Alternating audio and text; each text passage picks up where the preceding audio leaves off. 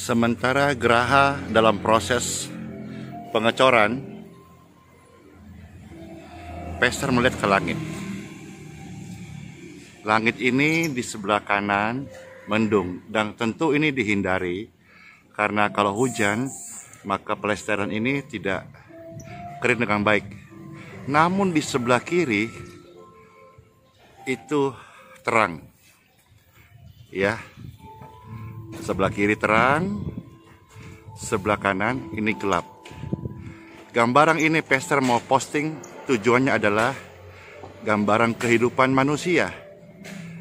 Seringkali kita diperhadapkan ada masalah, ada jalan keluar. Bible berkata ada kutuk, ada berkat. Kita diajar, kita mau mengeluh atau bersyukur.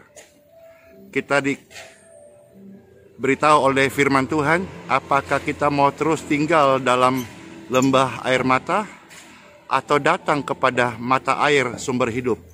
Sementara Pastor menyampaikan ini dengan kata-kata firman, sebelah kiri atau yang terang ini semakin menguasai, sehingga yang gelap tadi semakin menjauh.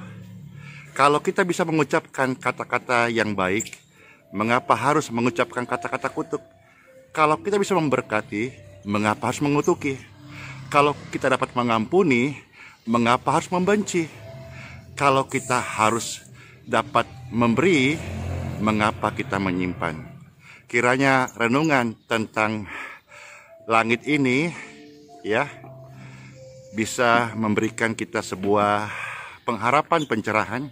Di dalam Bible pun mencatat dalam kitab Kejadian pasal 1:14, Tuhan memberikan tanda-tanda di langit, ya, penerang, bulan, bintang, matahari sebagai penanda bagi manusia. Saudara terberkati, ya, untuk itulah kita dipanggil Tuhan untuk menjadi berkat. Immanuel, Pastor berdoa rahmat Tuhan menyertai setiap kita, menyertai negeri tercinta Indonesia, damai sejahtera di bumi ini. Shalom. View di belakang saya ini adalah sisa-sisa longsor daripada parit yang melanda Healing Center dan Geraha Yesus Balikpapan. Puji Tuhan saudara-saudara, sekalipun ini adalah pecahan, tapi batu-batu ini tetap akan disimpan sebagai fondasi yang akan dibangun kembali. Demikian pun juga dengan hidup saudara-saudara. Mungkin pernah hancur, mungkin pernah rusak, mungkin pernah gagal, atau saudara pernah ada di lembah kekelaman. Namun sebagaimana firman Tuhan berkata bahwa batu-batu itu tidaklah dibuang, tetapi di dalam Tuhan Dia akan mengubah menjadi batu yang hidup, yang akan berguna bagi kehidupan banyak orang. Bible Pastor buka ya di dalam 1 Petrus pasal 2 ayat 4 dan 5. Di sini ada sebuah firman yang sangat indah bagi setiap kita. Dikatakan bahwa batu-batu itu tidak akan dibuang. Sebagaimana manusia hidupnya yang pernah gagal, mungkin ditolak oleh manusia, ditolak oleh lingkungan, ditolak oleh masyarakat. Ya, hidup saya juga dulu rusak. Saya pernah mengalami dinginnya jeruji besi. Saya pernah ada di lembah kekelaman narkoba. Tapi puji Tuhan, sekalipun waktu itu banyak manusia menolak saya, tetapi Tuhan menerima saya sekalipun waktu itu seorang sampah masyarakat, seseorang yang tidak berharga sama sekali, tetapi tidak dibuang, Dia jadikan indah sesuai rencananya. Percaya bahwa firman Tuhan tidak mungkin gagal, dan kalau engkau serahkan hidup pada Tuhan, Dia akan mengubah hidupmu dari sampah masyarakat menjadi sesuatu yang berharga. Wow, dari sesuatu yang hina dina Dia bisa ubah engkau menjadi emas yang bersinar. Glory to God. Haleluya. Dan Bible pun berkata, saudara-saudara, bahwa manusia yang terpilih itu berharga di mata Tuhan. Tuhan memberikan hadiratnya kepada saudara dan saya.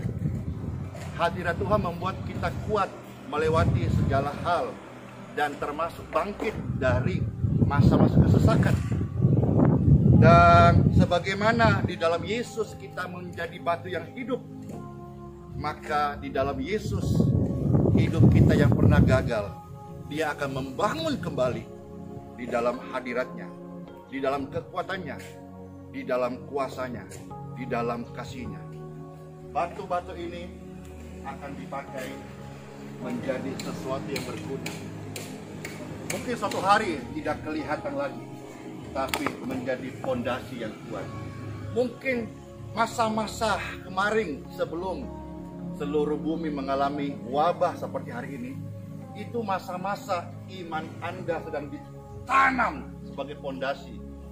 Namun hari-hari ini yang tidak kelihatan ini akan menjadi satu manfaat yang besar bagi negeri kita tercinta Indonesia. Dimanapun kau berada, kalau engkau sedang kekelaman, putus asa, kebimbangan, bahkan Pastor kemarin dapat sebuah message dari Belanda, ada seorang wanita yang rencananya kemarin akan menyuntik mati dirinya oleh karena keadaan yang putus asa. Puji Tuhan, Pastor berkesempatan untuk share dan bagikan firman kepada dia. Saya tidak tahu apa yang terjadi hari ini, tapi saya tahu life is choice, hidup adalah pilihan. Tetapi seperti yang tadi Pastor kasih video, dihadapkan kepada engkau, ada gagal, kalah, putus asa, menyerah, ataukah pandanglah, sebab Yesus hidup, ada hari esok, sebab Yesus hidup. Ku tak gentar, karena ku tahu Dia pegang hari esok. Hidupmu dan hidupku jadi berarti. Batu-batu ini tidak dibuang. Masa lalumu yang kelam, jangan pernah engkau sesali lagi. Karena Tuhan bisa mengubah masa lalu yang kelam itu menjadi fondasi, menjadi engkau manusia rohani yang kuat di dalam anugerahnya. Let's pray. Setiap pemirsa dimanapun yang menyaksikan video ilustrasi, renungan, dan pesan ini, siapapun dia, ketika mereka angkat dua tangan di layar televisi, layar kaca gadget mereka, tempat di mana engkau mengangkat dua tangan, I pray hadirat Tuhanku yang suci, yang kudus, yang menguatkan, membangkitkan engkau ada saat ini. Dan Pastor berdoa demi kemurahan Tuhan,